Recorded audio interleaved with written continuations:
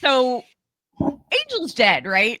I do not feel good about his odds of making it to the end of the season. He's I don't know. I really don't retiring. want to see that. I don't want to see that happen, but it definitely feels like they're setting him up for a triumphant goodbye. Oh, I do too. I Yeah. wasn't thinking it until he said he was retiring, and then I'm like, Yeah. oh, I think he's retiring in more ways than one. But Yeah. we will talk about that and some more theories and break down the latest episode of Dexter Resurrection. Thanks for joining the Antler Queens.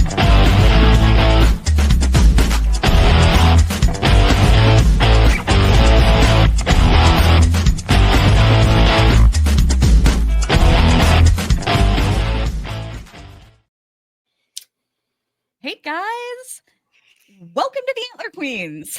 Hello. Formerly home of Yellow Jackets only content, but we are now covering Yellow Jackets and Dexter since they are both on Showtime. I'm Kelly Keen. I'm Jazzy. Yep. Hot. Shamanic. um, so real quick, one thing that I want to say is if you've listened to any of our Dexter coverage, you know that Jazz and I aren't overly fond of Quinn, but it was actually kind of nice seeing him again. I guess. I appreciate the nostalgia. You know what I mean? Yeah. It's not nostalgic for me because I just watched Dexter. Yeah. So I Yeah, I literally know. finished Dexter the entire series like 2 days before the new season started. So um, if you're not familiar with our coverage, basically what we do is we give you a detailed recap because some people, if they miss the episode, they'll just listen to our recaps instead. Um, I personally, I could never do that, but more power to you if that's your style. But we mark everything with chapters. So if you're not into the recap, you can just skip ahead straight to our discussion. And we also do a little spoiler bit at the end. It's not it's not bad spoilers. It's not anything that's going to get us in trouble with Showtime. Basically, it's stuff that's been already put out there that people just don't want to know about. Like if you're the type that doesn't watch previews or doesn't like to see, behind the scenes photos that Showtime releases of upcoming episodes, then you can skip that. If that's cool with you and you're cool with spoilers, that as long as they're like, sanctioned spoilers that aren't that aren't as long as it's supposed to be out there, then you'll probably enjoy that part. So, but we mark everything. We put chapter markers on all of our segments. So if there's a particular spot that you don't want to sit through, you can just skip right to the next part. Kelly does that. I don't do anything. But I wanted to share some interesting news. Ooh. So the the series premiere of Dexter Original Sin. I mean, this was obviously announced back when it was airing. It was the most watched premiere in Showtime history, pulling in approximately 2.1 million viewers. Dexter Resurrection, the premiere, pulled in a whole million views over that. Oh wow. Yeah. That's Yeah. crazy because I just saw an article saying that it was getting stomped by like What? other streaming shows. But every like you'll be like I don't know, every news article depending on their bias tells the same story however they want to put their spin on it. So like Yeah. what's a Yeah. failure for Captain Marvel is like a success for a DC movie. Like Yeah. Yeah, I it's hear you. all So, yeah, so I mean, it's off to a really good start, and yeah. I'm excited. I don't know what kind of numbers New Blood pulled in for the premiere. I probably should have looked that up, but um, It's funny. It's funny, like, every time I see somebody give their opinion on New Blood, it's hilarious to me because my opinion is so the opposite of the rest of the fandom, it seems. And I think didn't you kind of agree with me that you liked the finale more than the rest of it? Yeah, Yeah, it was absolutely. weird. I know. I've been enjoying this series or whatever they're calling it this season a lot so far. Yeah, yeah, me Um, too. I'm enjoying it more than I enjoyed New Blood, but I think like New Blood was so different Mhm. from like the original Dexter. It was, It's, yeah. yeah, Yeah, it really was. Um, well, do you wanna just go ahead and jump into it? yeah. Let's do it. Dexter must carefully balance Blessing Kamara's attempts to get help him get acclimated as Harrison is drawn deeper into the police investigation. We open on Dexter hard at work in his new role as a U-car driver, as left-hand free by Alt J plays in the background. Dexter's passenger is unimpressed by the lack of creature comforts in Dexter's car and his disinterest in conversation with him. Dropping him off, he rates Dexter 3 stars. Dexter considers that pretty good, but is quickly warned by his app that his job is in jeopardy due to his terrible driver score of 4.2. He arrives at home and explains his problems to Blessing, who is shocked at how bad Dexter is at customer service and vows to help him get his score up. Downstairs in his new apartment, Dexter orders some vials of tranquilizer under his very discreet and unbelievably genius false identity of Dr. Patrick Bateman. The man on the phone is excited that Dr. Bateman is back in business, and Dexter agrees. It's good to be back. At the hotel, Detective Wallace grills Harrison on his whereabouts the night of Ryan's murder, asking about the special liking Ryan seemed to take with Harrison. Harrison plays it cool and shrugs, admitting that Ryan was a good tipper and had him run several errands for him, and a bit nervously it includes the facts that he purchased weed for him. Wallace shows him a video of Harrison running into Ryan and the clearly intoxicated Shauna in the lobby and asks him to explain. Truthfully, he responds that Ryan introduced her as his wife. Wallace corrects him, stating that Shauna is a guest in the hotel and wonders why Harrison wasn't more concerned with her intoxicated state. She tells him that they found her hypnol in Ryan's luggage and asks if that was procured by Harrison as well. Harrison denies this and tells him he only knows as much about Shauna as Ryan told him. Wallace asks if Harrison went into the hotel room with the couple, and Harrison scoffs, but Wallace points out that this is the last time Ryan was seen alive. Harrison says he left the hotel after this and went out to a bar, having a one-night stand with a girl whose name he can't quite recall.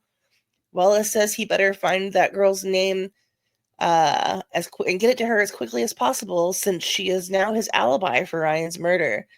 Harrison asks if he's being considered as a suspect, and she informs him that he's not a suspect.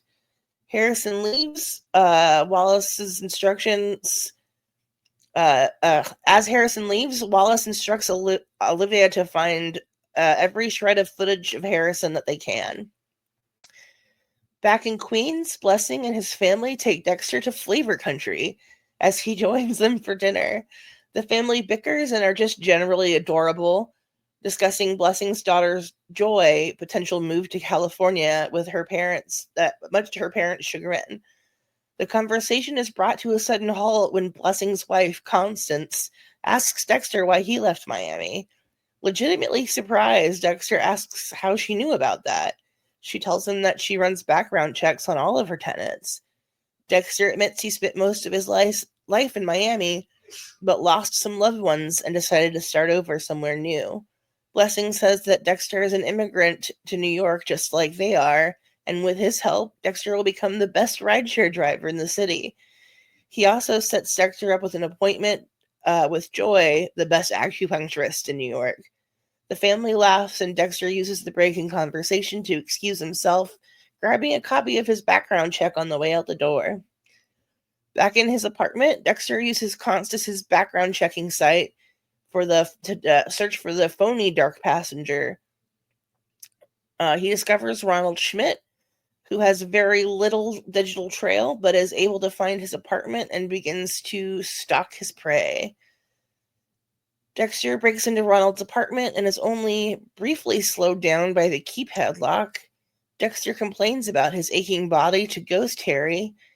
Harry helps him puzzle out where the dark passenger's murder kit is, and retrieving the items from a tile under the ceiling tile. He cuts his hand on the murder weapon, the razor cord that he carries with him, before pulling it out in a suitcase full of driver's licenses, the dark passenger's trophies. Harry expresses disdain for trophies, and Dexter takes in the sparse apartment, explaining that it reminds him of his early years when he was free of attachments. Dexter finds a cup with the logo of the business that the dark passenger works for. He calls the company and schedules an appointment with Ronald, ensuring tomorrow will be the day that he gets him on his table.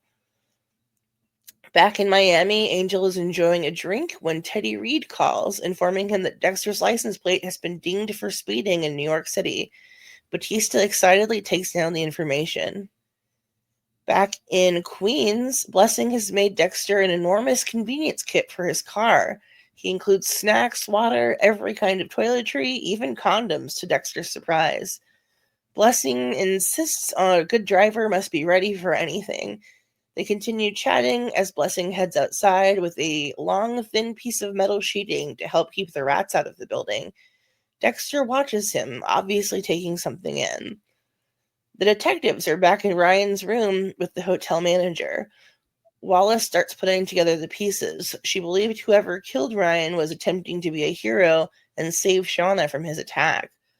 Wallace says the attack had to have occurred in the bathroom, but is unlikely that dismemberment took place there. Wallace pops on her headphones and begins to do her magic detective work again, listening to Staying Alive by the Bee Gees and that song only, as she Tony Shalhoubs her way around the hotel.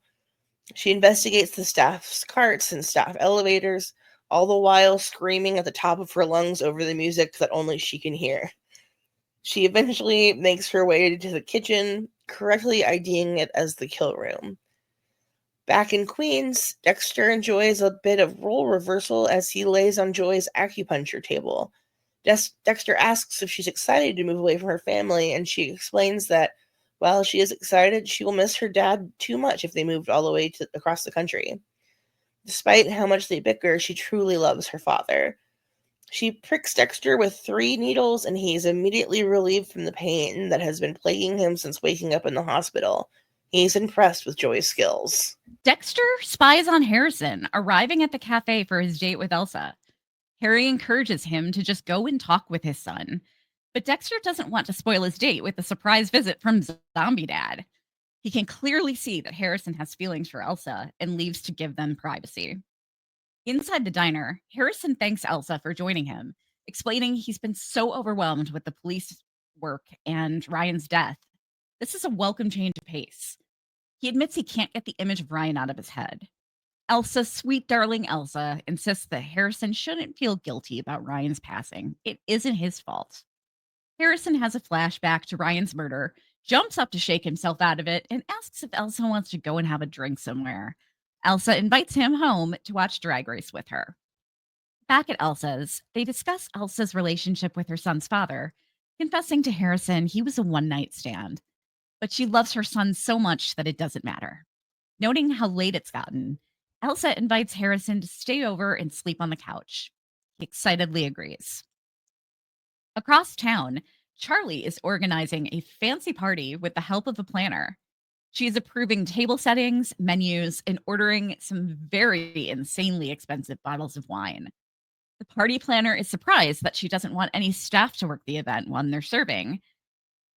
But Charlie informs her this will be a private event and will pay her handsomely for her discretion.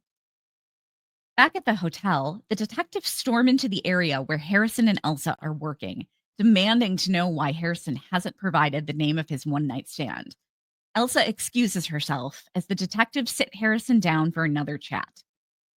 Wallace points out There's no footage of Harrison ever leaving the hotel the night of Ryan's murder. She basically walks through the evening step by step, retelling the story of the murder with incredible accuracy. She tells him he understands that he was trying to save Shauna and believes he was doing the right thing. They tell him if he cooperates, they will drop his charges from first degree to justifiable homicide. Harrison stammers for a moment, then says he'd like to make a confession. The detectives begin to record as he admits the reason that they never saw him leave the hotel is because he's living there illegally. He is currently homeless and has a friend who helps him get rooms under the radar while he saves money for his own place. The detectives insist he give up the person who helps him get rooms. He doesn't want to get Elsa in trouble, but she's his only chance at a real alibi. Dexter preps for his meeting with TDP. Harry discourages him, but he heads out loaded syringes in. The detectives grill Elsa, who corroborates Harrison's story. She pleads with the detectives not to tell her boss. They agree and begin to leave, but she calls them back to reiterate what a good guy Harrison is and that she would never help him if he were an asshole. Back in Miami, Batista sits at a bar alone, looking at a picture from when he and Dexter used to bowl together. He's quickly joined by Quinn and Masuka, who are deeply saddened to hear of his plans to retire and angry to be hearing about it secondhand. Batista apologizes, saying it was his plan to tell them himself, but word got out. After 30 years in homicide, he's seen too much loss and is ready to collect his pension. He tells his coworkers he has some personal business to finish, but promises to explain it all one day. His cryptic answer bothers his two friends, but they drink a shot to his career anyway. Angel Batista, the captain with the most passion. Dexter sits waiting for his prey to hop in his backseat. He readies his syringe when he's interrupted by a woman searching for her car. She surprises him enough to make him drop the syringe between the seat and the center console. He insists he's not, and she walks away, discouraged. Before he can grab the syringe, the man he's been stalking hops in his car. Dexter tries to make small talk with his potential attacker / potential victim while trying to maneuver the syringe to a place where he can grab it. Ronald entertains the chatter for only a moment or two before lunging from the back seat and wrapping his razor wire around Dexter's neck. Ronald orders him to follow directions. He asks Dexter the same questions we see him asking the driver in the previous episode. Seeing that Dexter is unfazed, he pulls the cord tighter around his throat. Dexter feigns terror to appease his attacker, rolling his eyes with mild irritation. The syringe finally knocks it loose, and Dexter lunges for it, and his attacker saws hard on his neck with the wire. Dexter throws the other man off and injects him with the tranquilizer, shouting that he's reclaiming the name Dark Passenger. His attacker now disabled, Dexter calmly pulls a piece of the thin sheet metal we saw Blessing use earlier out from beneath his turtleneck, saving him from his attacker's blades. He jokes about no one liking backseat drivers and chuckles to himself. Back at Ronald's, Dexter has given his apartment the classic Dexter makeover, wrapping everything in plastic. He wakes up Ronald and confronts him with his trophies. Ronald asks if Dexter is the person who broke into his apartment and left an invitation. Dexter is confused and lets him know he's just there about the innocent people he's killed. Ronald scoffs, telling Dexter about how his father saved up for years to be able to drive a taxi, only for taxis to immediately go out of fashion with the rise of rideshare. Deep in that his father committed suicide by jumping in the East River and was beheaded by the dredger that was searching for his body, Dexter tells him the rideshare drivers are not to blame for his father's death, and there's only room for one dark passenger in this world. Thus, he Dexterizes his victim, becoming the lone dark passenger once more. Dexter searches through Ronald's things, uncovering an invitation to what appears to be a dinner party for serial killers and a large box of cash. Dexter disposes of Ronald's body, contemplating the idea of assuming Ronald's identity to attend the party. At the hotel, Elsa confronts Harrison about her meeting with the police, scared she might lose her job for letting him stay in the hotel. She lets him know she told the police he couldn't be involved in Ryan's murder. Dexter lights Ronald's remains on fire, but realizes he needs his thumbprint to enter the party. He dives to grab the bag containing Ronald's arm just in time to save it from being burned to ash. He swiftly chops off the thumb and then returns the hand to the funeral pyre. What a great episode. I loved this one. I thought it was really fun. Yeah. I enjoyed it a lot. I cannot believe that he actually meant rideshare drivers when he said "you people." I know. I was shook. I was like, I just talked so much shit about that. Yeah, I know. Actually meant rideshare drivers. So, okay, so he's just gonna like what carry around a baggie full of ice and Ronald's thumb. That's kind of a grisly thought, isn't it? He's just carrying a thumb around with him. Yeah, in his pocket. Oh he, my like, pulls god! out his wallet, the thumb falls out. Like, yeah, seriously. All kinds of slapstick opportunities there.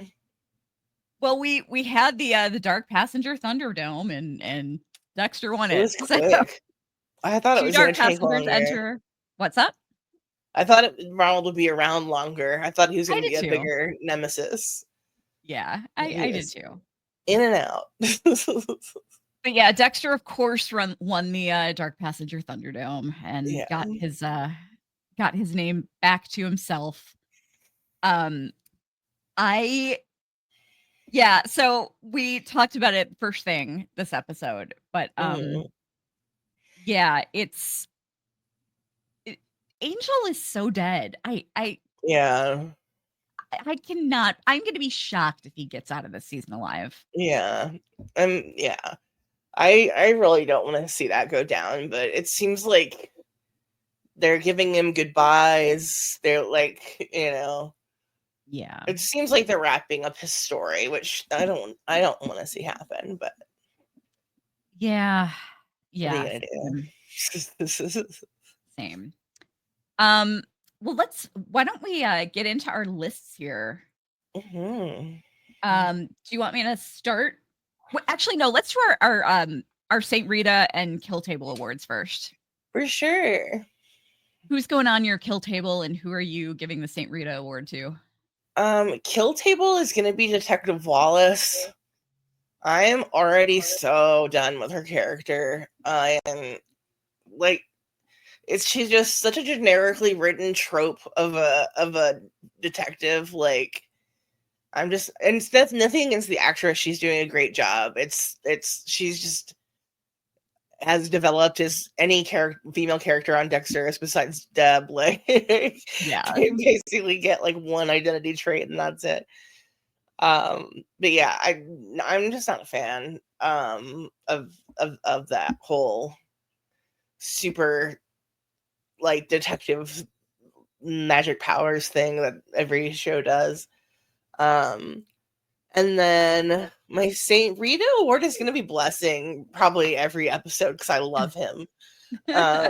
He's my favorite addition to this season, but I love that they're just a very realistic portrayal of that kind of family, and like, I don't know, I loved it. They took Dexter in immediately. They're feeding him all the time. He got him a whole like expensive convenience kit that he put together for his rideshare. Like, yeah, seriously. By the way, can we just look at this picture for a moment? Those are tampons, right? Yeah. Good for him. Yeah. He's thinking about the women. That made me tampons happy. and pads. That's what I'm saying. It's an expensive box. That the like contents of that box are at least $80. Yeah. Stuff. Like, he's got pens in there. There's condoms, there's mints, there's gum, there's trail mix, the Costco kind, even though it's turned around backwards. Those are expensive boxes. Yeah. Snackies. Lip balm. There's so much stuff in there. It's crazy. Lighters. Yeah. My God. Toothbrush. Like, it's a good, I was impressed. I was like, that's a hefty gift. Yeah, seriously. I too am giving Blessing the St. Rita Award again. I mean, how can you not for this episode? He was so overly concerned about Dexter's your car 4.2. rating. Oh my goodness. I don't want to. I'll get into that when we do our top 5. But Dexter as a rideshare driver is so hilarious. Like I know. I want to kiss the writer who came up with that idea. That is so funny. It is pretty great. The only thing that I could think of that would be better than that would be like a tour guide. Oh my god. That would be kind of awesome. That would be so funny. Yes. I am Blessing gets my my St. Rita award. The one I'm putting on the kill table is actually the Dexter's passenger, because like, dude, you did not you didn't order your car black, okay? You just ordered a regular your car. They don't need to have bottled water for you and a charger. I don't know. Go ahead. I'm sorry. No, I remember when Uber first started, they were giving out like a shit ton of coupons for free rides. And this was back when it was like, it wasn't the regular typical rideshare. It was only Uber Black, which was like a guy in a suit showing up in a black SUV, and he'd have bottled water and maybe something else. And it was like it was very upscale. And we did get one of those free coupons for a free Uber Black ride when they first started, and then Uber started doing like, you know, all the different types of Uber. Yeah. But yeah, I mean, he's just a regular rideshare driver. Why the fuck does he need to have bottled water and a charger for you? Just like, it just seemed like he was trying to figure out what he could get for free. Yeah. Like, yeah, man, got a charger? You don't got water? You don't have snack? Like, yeah. Seriously, what the fuck? He's not your mom. Like, he's not picking you up from school. I know. And he's already running late for his date. Like, just, dude, get it together, man. Get it together. But at least he wasn't drunk driving. Yeah. So, I mean, true that. That's good. So do you want me to start with my list of the bad stuff? Yeah. My bottom 5s. Bottom 5. Okay. My bottom 5, or my number 5 is freaking Staying Alive. This is the second time that we've heard that song. Why? Why is that the only song she listens to? That is also my number 5. They're gonna make multiple appearances on my worst stuff, because I honestly really loved this episode. But yeah, that, like, I'm sure they'll explain it. I'm sure they'll, like, you know, give her a little bit of background to fill out at some point this season, but it makes no sense. Maybe this song's just cheap to license. I don't know. I would go crazy. Yeah, I would. If you were Detective Wallace and you had one song that you had to listen to constantly to, like, be able to do your detective work, as to be able to get in that right frame of mind, what would it be? Oh boy. I don't know. I'm so bad at picking one song. It's like I like variety. Yeah. It'd probably be like Eleanor Rigby. That seems like something that someone would do detective magic with, to me, in my head. I feel like mine would have to be either Stairway to Heaven or Under Pressure. Yeah, I need something with like a solid beat behind it. Yeah. Yeah. I would need, like, I need something that has a lot of variety in it, that has like a lot of, you know, highs and lows and I think those two songs are they're dramatic and they're very complex. And I think one of those would probably put me in the right frame of mind. Or maybe Rocket Queen by Guns N' Roses. That might be cool too. Mm. All right, what my number 4. I'm sorry. She's in it twice, but just Wallace in general and screaming at everybody over her headphones. Yeah, okay. So that yeah. She's in mine. The two of them are in mine multiple times. Yeah. Because they were the low point of the episode for me. But yeah, yeah. I agree. I mean, I think I'm enjoying what they're doing with her. I think there's definite entertainment value in it, for sure. But I mean, if this were real life, then it would be extremely irritating. My number 4 was the what we were talking about earlier, the discovery that he was actually the dark passenger, the phony dark passenger was actually after rideshare drivers and not just immigrants. Yeah. Like, it does make it more interesting, but it's very silly. Like, how can you blame all rideshare drivers on your dad committing? He's not even like killed by one. Like, he committed suicide, which is terrible, but like, not the fault of people who work for Uber. Car. I mean, your car. Your car. Yeah, that's funny. My number 3, and hang on, I need to find the picture of it to get the full effect here. I apologize. I should have lined it up earlier, but it is the hideous fucking wallpaper in the hotel rooms. I'm sorry. It is not great paper. I could not relax in a room that had wallpaper like that. It looks like static.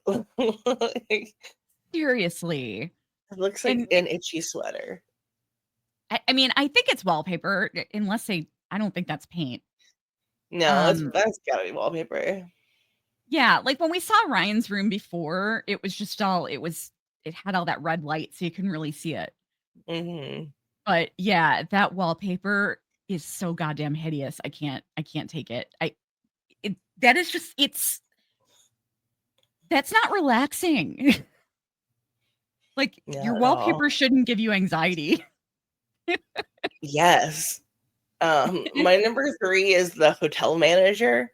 Like, I don't understand why he is so unwilling to like help. Like, I don't know. You think he would want them to solve it and get out of the way instead of impeding their investigation so much? Maybe he's got something to hide. That would make more sense than anything else, because he just seems like a jerk, that an unhelpful jerk at this point.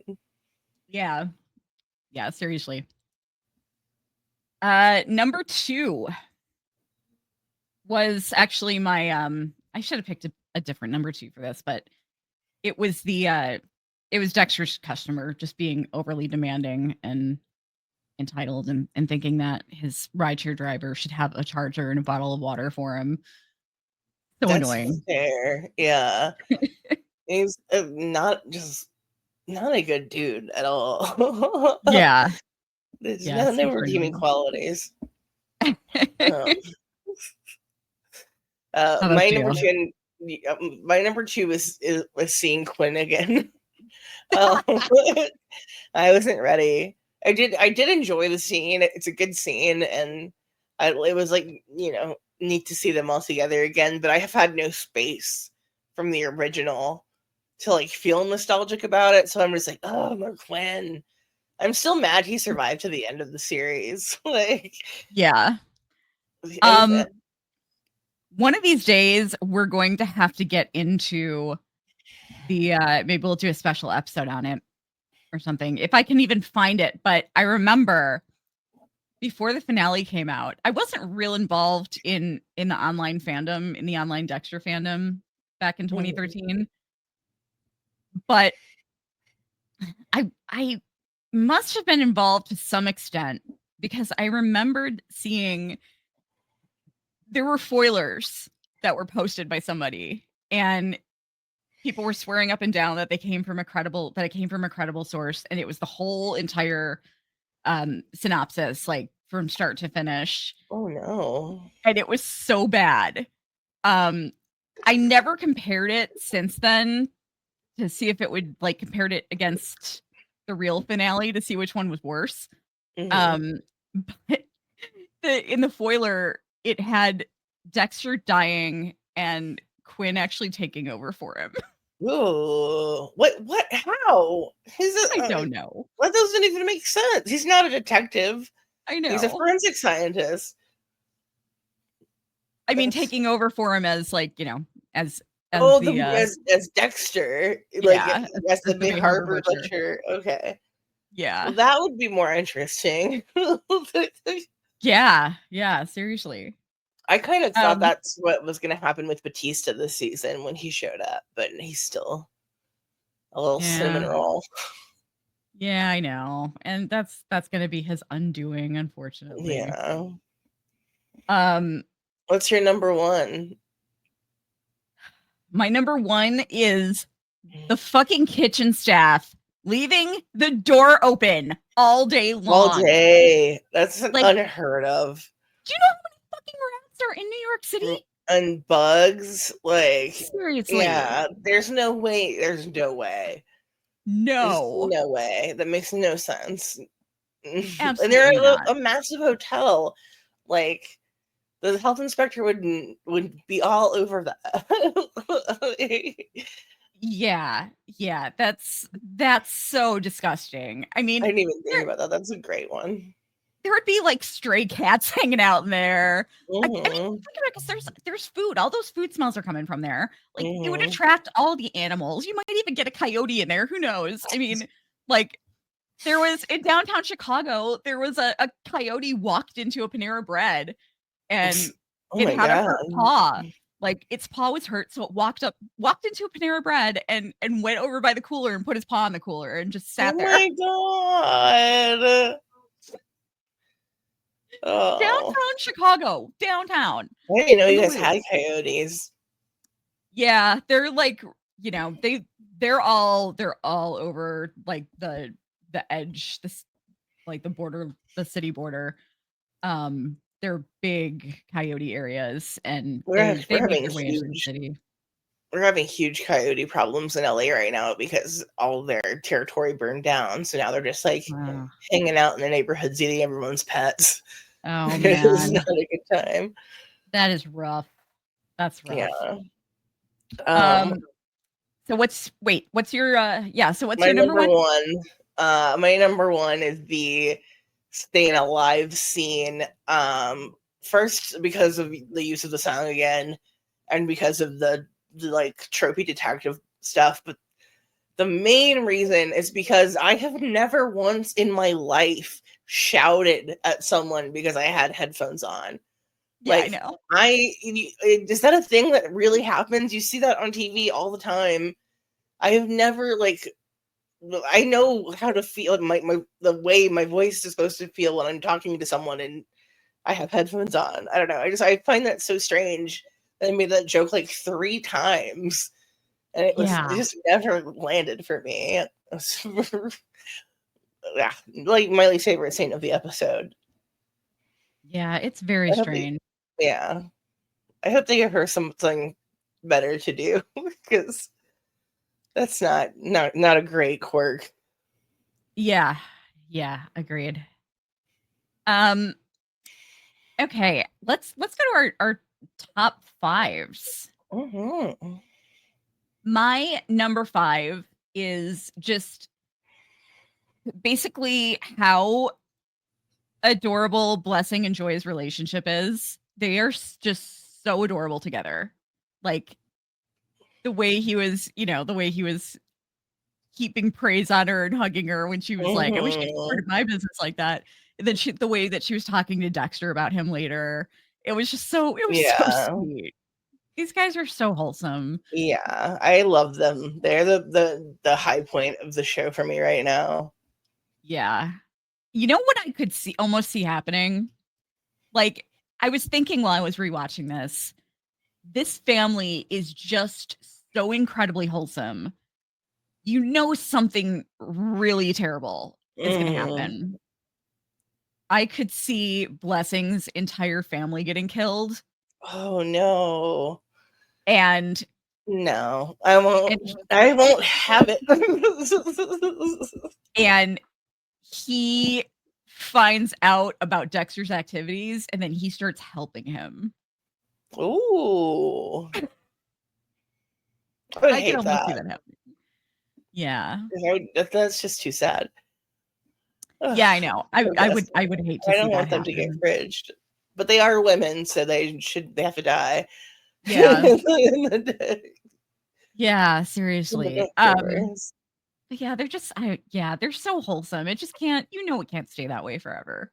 Something's gotta happen. My number 5 favorite is the acupuncture scene with Joy and Dexter. I love that she showed him her weed hidey hole, which is obviously like Chekhov's hiding place it's gonna be useful to him later on. But I also love that she literally did like 3 pins and he was like, I'm cured. Like, I know. It was a good scene. And then she's great. Like the whole family. Joy's so great. They're all super well cast. Yeah, I agree. I really like Joy a lot. She's very charismatic. I also liked the reference to him being, on the other side, being on the table with someone above him. That was kind of funny. Yeah. And putting a needle in him. Yeah, like she is stabbing him. Yeah. Not quite as hard, but yeah, that was pretty interesting. My number 4 is Blessing absolutely freaking the fuck out over Dexter's low driver rating and just basically devoting himself to making him the king of your car drivers. That's my number 4. I really love that. He's just like, don't take any rides. I'm gonna fix this. I'm gonna fix you. Oh my gosh. Oh.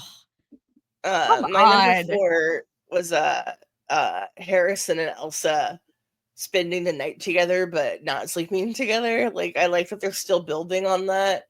Yeah.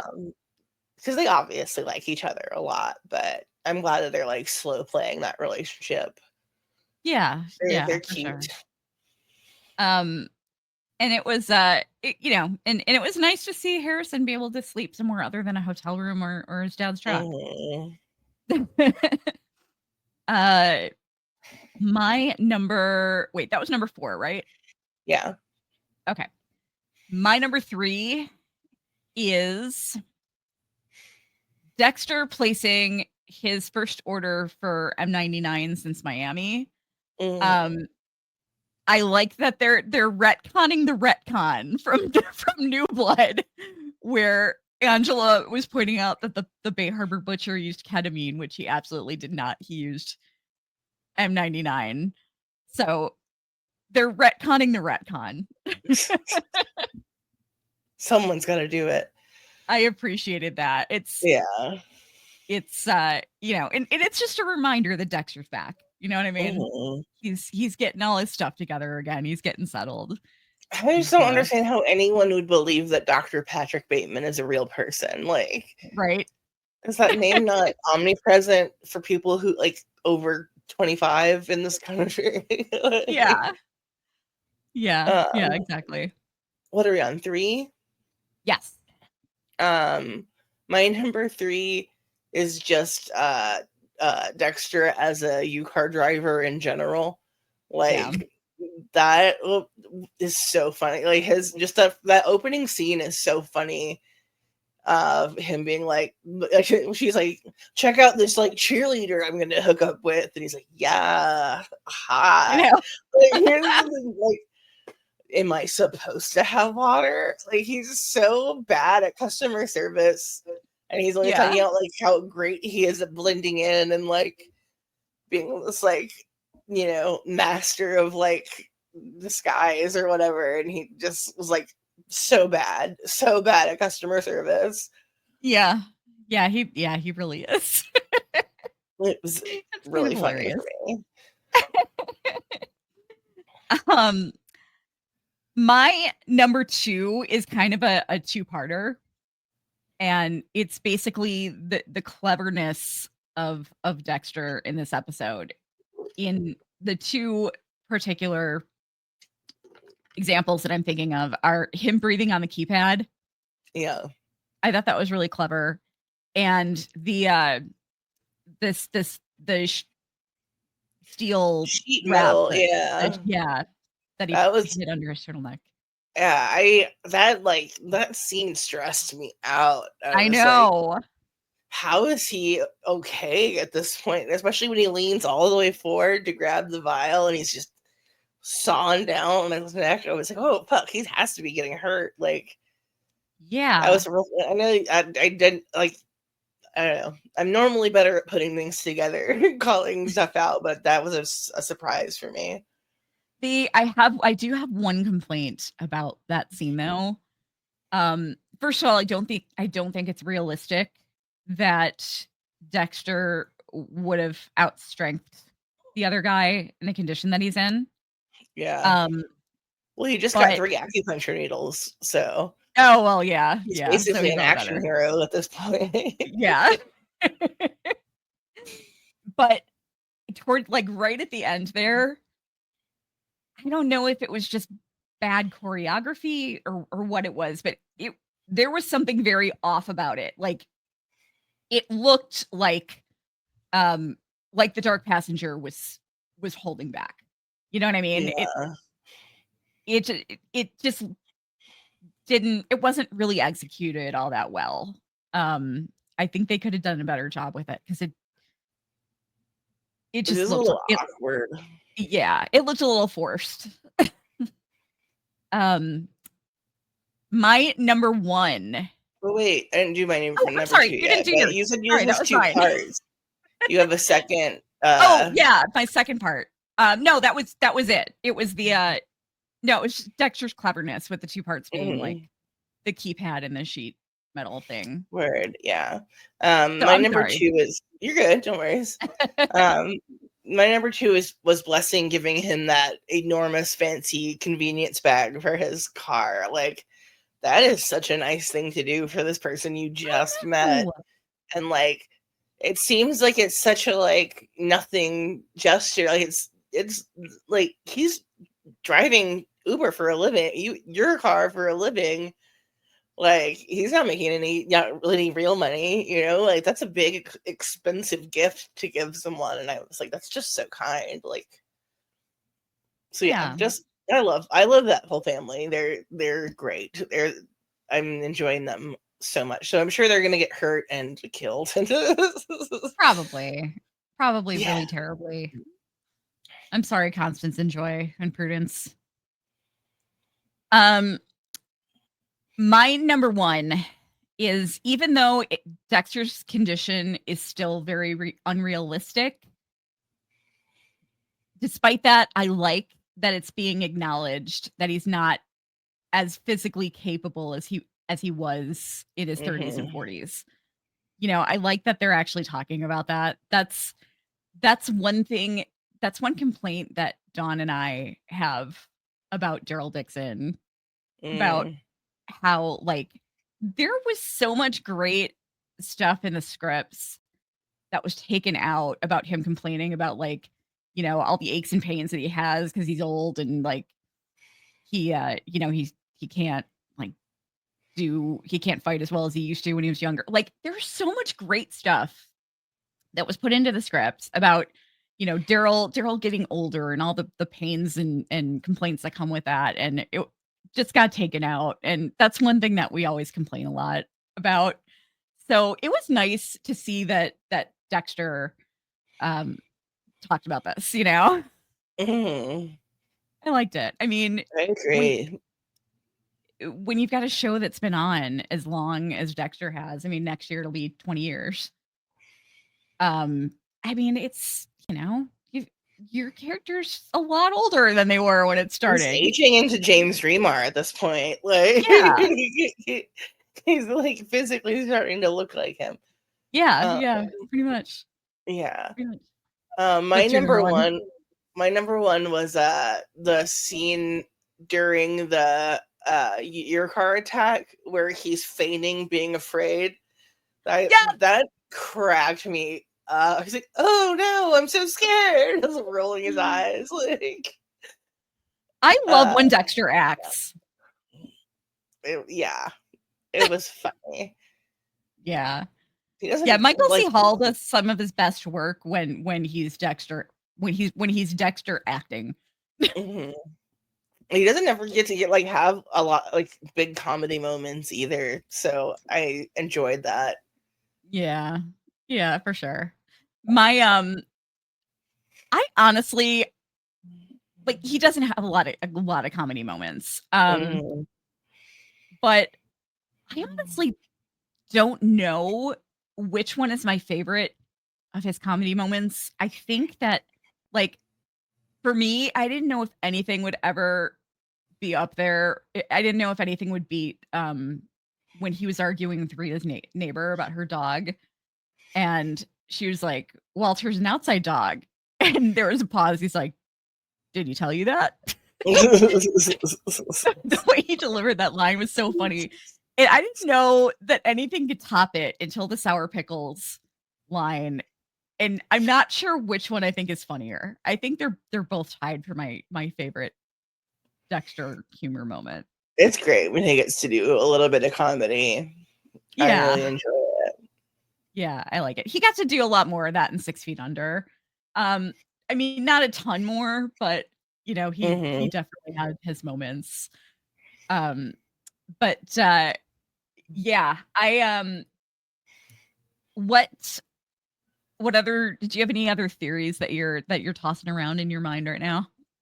I I don't know if this will happen, but I was thinking that potentially by the end of this season, uh, Dexter may confess to Ryan's murder to get Harrison like out of trouble. I know he's got a pretty good alibi about being in a coma still when Yeah.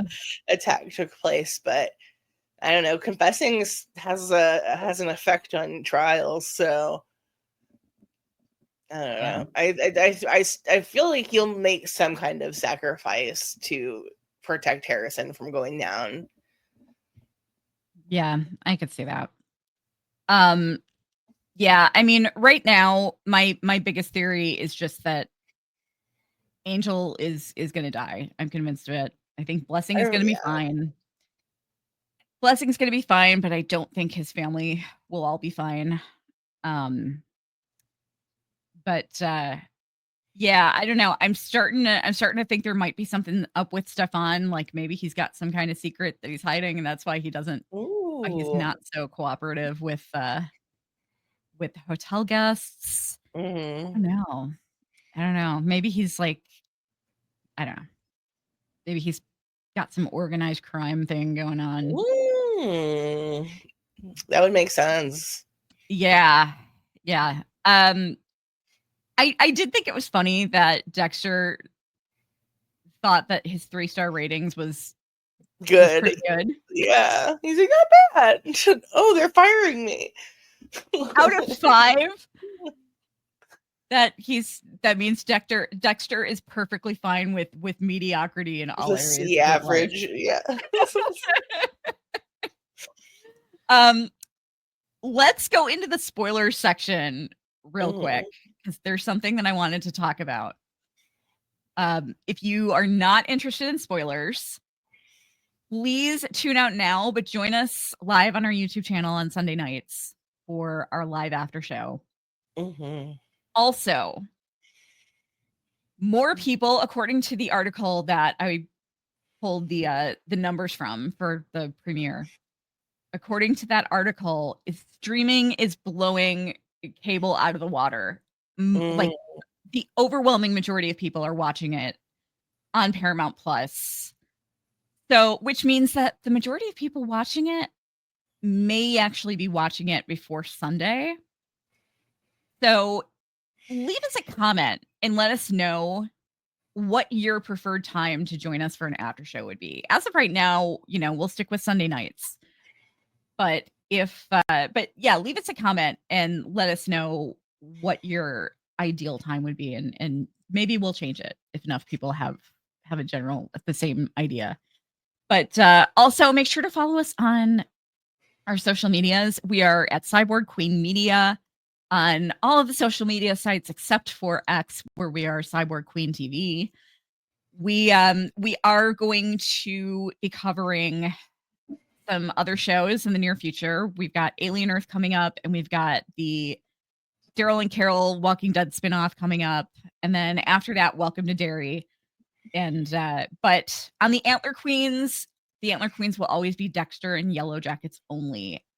Everything else will be transitioned over to a brand new Cyborg Queen Media podcast, which I'm pretty excited to launch. But if you're tuning out now, thank you for joining us. Remember, we have an audio podcast as well, The Antler Queens, wherever you listen to podcasts. And let's get into the spoilers. Spoilies. So I was watching some interviews with the cast that came out like right before the season started. Mm-hmm. And they were getting a little spoilery in the interviews. Oh, yeah. Christian Ritter mentioned that her character goes on a bowling date with Dexter. So I was kind of surprised that she put that out there. But the other big thing that I'm really interested in is David Dastmalchian. I always mispronounce his name. Who plays the Gemini killer will be soon. He said that he either said it outright or heavily implied that he knows all about Dexter, basically. So I mean, in the way he said it, it didn't sound like he knows all about Dexter because he's gonna be buddies with him and they're gonna get really close and he's gonna, it sounded more like he already, like when we first meet him, he already knows all about who Dexter really is. So that's kind of interesting. Definitely. If we're getting all these serial killers together and Red is dead, I mean, Dexter's obviously gonna assume his identity. Yeah. So yeah, this will be interesting if there's actually somebody there who knows who he is. Yeah. I wonder how I'm so excited for this serial killer dinner. I know. Me too. Cannot wait. It feels a little reminiscent of, did you watch American Horror Story Hotel? No, I gave up on Freak Show. Okay. It feels a little reminiscent of, there was a scene in American Horror Story Hotel where the first owner of the hotel, it was basically a ghost dinner. The first owner of the hotel had a ghost dinner party with like all of these dead serial killers. There was like Eileen Wuornos and my girl. Yeah. And I can't remember who else was there. God, Son of Sam, was he there? John Wayne Gacy, Dahmer was there. But like there were all these ghost serial killer. What's up? I said Ed Gein. Yeah, Ed Gein I don't think was there. Crazy. Yeah, He's America's Jack the Ripper. I know. So it sounds a little, the serial killer dinner party sounds kind of a little reminiscent of that. I wonder if they took inspiration from that at all. But one thing I just really want to know about is Aster and Cody and why they have not been brought up once. And what the hell is going on with them? Because I don't know. Are they just like retconning them at this point and they never existed? That was one of the things that bothered me in was it New Blood where they have the flashback to Harrison being born? Yeah. And he and Deborah are in the like looking at the babies and she's like, "You're a father now." And I'm like, he's been a father this whole time. Like he has two other children. Just like he's still their dad.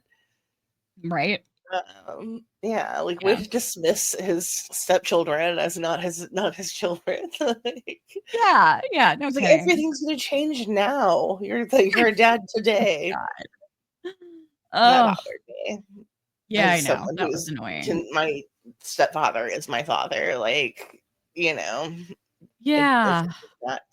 Not a great take. Yeah, I know. That whole thing was weird. That along with her bad wig.